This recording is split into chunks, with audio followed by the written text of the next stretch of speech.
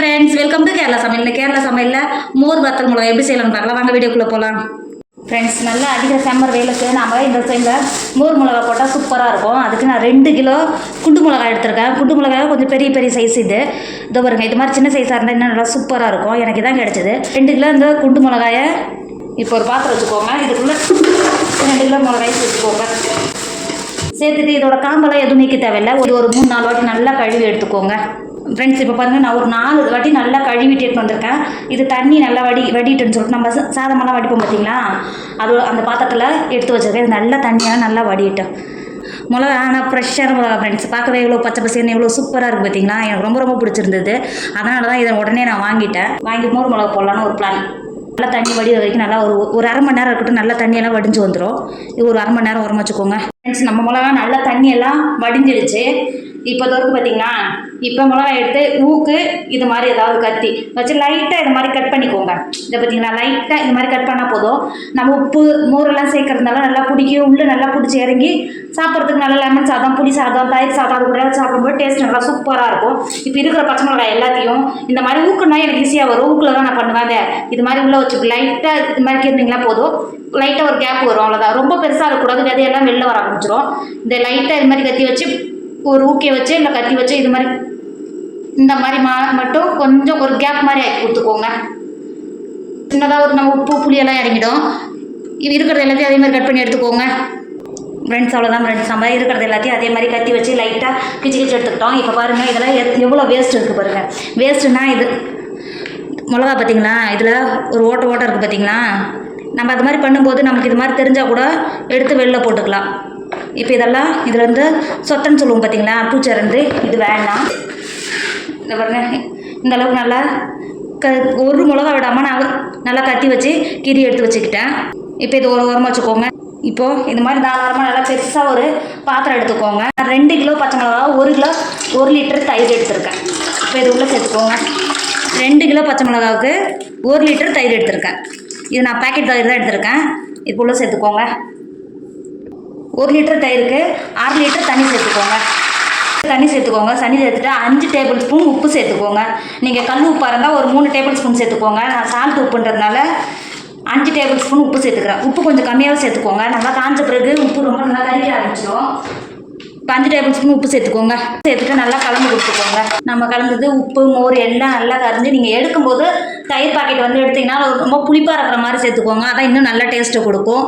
இப்போ நல்லா உப்பு மோர் நல்லா கலந்து வச்ச பிறகு நம்ம ஏற்கனவே கழுகி எடுத்து வச்சுருக்கோம்ல பச்சை மிளகாய் உள்ள சேர்த்துக்கோங்க. பச்சை மிளகாய் சேர்த்துட்டு லைட்டாக இது மாதிரி புளி கொடுத்துக்கோங்க. பார்த்தீங்களா, மோரோட நல்லா பச்சை மிளகா சேர்ந்து வர மாதிரி. உங்களுக்கு கொடுக்க முடியலனாக்கா இது மாதிரி கரண்டி வச்சு கூட இது மாதிரி பண்ணி கொடுத்துக்கோங்க. இப்போ நல்லா கலந்து கொடுத்துட்டு மூடி போட்டு ஒரு நைட் இந்த மிளகாய் மோரோடவே இருக்கட்டும். மூடி போட்டு ஒரு ஓரமாக வச்சுக்கோங்க ஃப்ரெண்ட்ஸ். இப்போ பாருங்கள், மோர்லேயே ஒரு நைட் நல்லா ஊறி இருக்குது. இப்போ பார்க்கவே எப்படி இருக்குது பார்த்தீங்களா, லைட்டாக கலர் மாதிரி இருக்குங்களா. நம்ம கை எதுவும் விடாமல் இது மாதிரி கரண்டி வச்சு தான் நம்ம இதை எடுக்கணும். இப்போ இதோ பாருங்க, இந்த மோர் மட்டும் நல்லா வடிகட்டிட்டு இப்போது வேறு ஒரு பாத்திரத்துக்கு மாற்றிக்கோங்க. மோர் இதுலேயே தான் இருக்கணும். மிளகாயை மட்டும் மாற்றிக்கோங்க.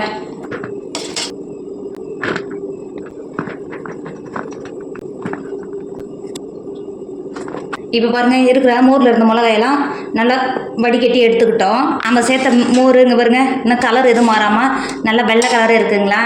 இப்போ இதை மூடி ஓரமாக வச்சுக்கோங்க. நம்ம மெத்தையில் தான் காய போட போகிறோம். கீழே நான் ஒரு பிளாஸ்டிக் சீட்டு விரிச்சிருக்கேன். இப்போ இந்த மிளகாயை நம்ம எடுத்து வந்தோம்ல, இதை இந்த சீட்டில் சேர்த்துக்கோங்க. சேர்த்துட்டு ஒரு நாள் நல்லா காய வச்சுக்கோங்க. நம்ம காய வச்ச பச்சை மிளகாலாம் ஒரு நாள் தான் நம்ம காய வச்சுருக்கோம். இப்போ எந்த அளவுக்கு நல்லா கலர் மாதிரி இருக்குது பாருங்கள். இப்போ திரும்பவும் இதை நம்ம எடுத்த பாத்திரத்திலே திரும்பவும் வாரி எடுத்து வச்சுக்கோங்க.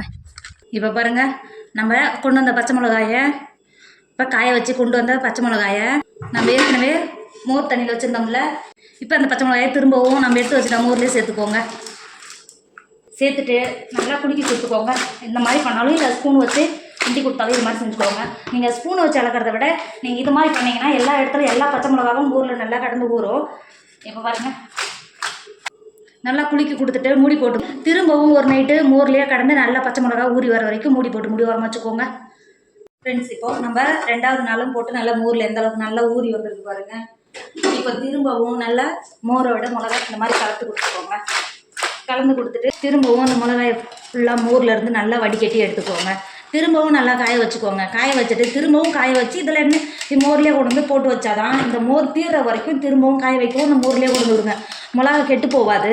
நல்லா வெள்ளை கலரில் நல்லா காஞ்சி வரும். நம்ம சேர்த்த உப்பு மோர் எல்லாம் பிடிச்சி நல்லாயிருக்கும். நீங்கள் எத்தனை தடவை திருப்பி காய வச்சு இந்த மோர் இருக்கிற வரைக்கும் திருப்பி போடுங்க. போட்டால் தான் இதோட டேஸ்ட்டு இன்னும் நல்லா சூப்பராக இருக்கும். நான் எத்தனை தடவை இது மாதிரி போட்டேன்னு சொல்லிட்டு லாஸ்ட்டில் நான் சொல்கிறேன். நீங்களும் செய்யும்போது நீங்கள் எத்தனை தடவை போடுறீங்க எனக்கு கமெண்ட் பண்ணுங்க ஃப்ரெண்ட்ஸ். இப்போ இதை திரும்பவும் வெளில எடுத்துக்கோங்க ஃப்ரெண்ட்ஸ். மோர்லேருந்து மிளகாயை மாற்றிட்டோம். இப்போ பாருங்கள் மோர் இந்தளவுக்கு நல்லா கெட்டியாக இருக்குங்களா.